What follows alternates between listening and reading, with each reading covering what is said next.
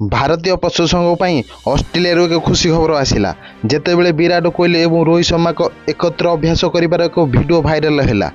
ପ୍ରଶଂସକମାନେ ସେମାନଙ୍କର ସୁପରଷ୍ଟାରମାନଙ୍କୁ ପଡ଼ିଆରେ ଏକାଠି ଦେଖିବା ପାଇଁ ବହୁତ ଦିନ ଧରି ଅପେକ୍ଷା କରିଥିଲେ। ଯେତେବେଳେ ଅଷ୍ଟ୍ରେଲିଆ ଗସ୍ତ ପାଇଁ ଏକ ଦିବସୀୟ ଦଳ ଘୋଷଣା କରାଗଲା ଓ ରୋହିତ ଶର୍ମାଙ୍କୁ ଅଧିନାୟକ ପଦରୁ ହଟାଇ ଦିଆଯିବା ପରେ ପ୍ରଶଂସକମାନେ ଆଶ୍ଚର୍ଯ୍ୟ ହୋଇଗଲେ। ତଥାପି ତାଲିକାରେ କୋହଲି ଏବଂ ରୋହିତଙ୍କ ନାମ ଦେଖି ସେମାନେ ଆଶ୍ୱସ୍ତ ହେଲେ।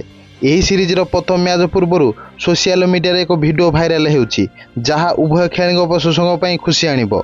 ଭିଡ଼ିଓରେ କୋହଲି ଏବଂ ରୋହିତଙ୍କୁ ଏକାଠି ଅଭ୍ୟାସ କରୁଥିବାର ଦେଖାଯାଉଛି। ଉଭୟଙ୍କୁ ନେଟ୍ରେ ବହୁତ ସମୟ ବିତାଉଥିବାର ଦେଖାଯାଇଛି। ଆଗାମୀ ଅଷ୍ଟ୍ରେଲିଆ ଗସ୍ତ ରୋହିତ ଶର୍ମା ଏବଂ ବିରାଟ କୋହଲିଙ୍କ ପାଇଁ ସେମାନଙ୍କ ଏକଦିବସୀୟ ଭବିଷ୍ୟତ ଦୃଷ୍ଟିରୁ ଅତ୍ୟନ୍ତ ଗୁରୁତ୍ୱପୂର୍ଣ୍ଣ।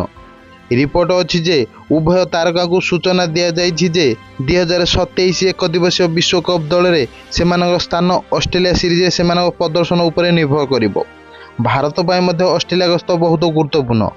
ଏହା ଅଧିନାୟକ ଶୁଭମ ଗିଲଙ୍କ ପ୍ରଥମ ଦିନିକିଆ ସିରିଜ। ଯୁବ ବ୍ୟାଟ୍ସମ୍ୟାନ୍ ଇଂଲଣ୍ଡର ପ୍ରଥମ ଟେଷ୍ଟ ଗସ୍ତରେ ଚମତ୍କାର ପ୍ରଦର୍ଶନ କରିଥିଲେ।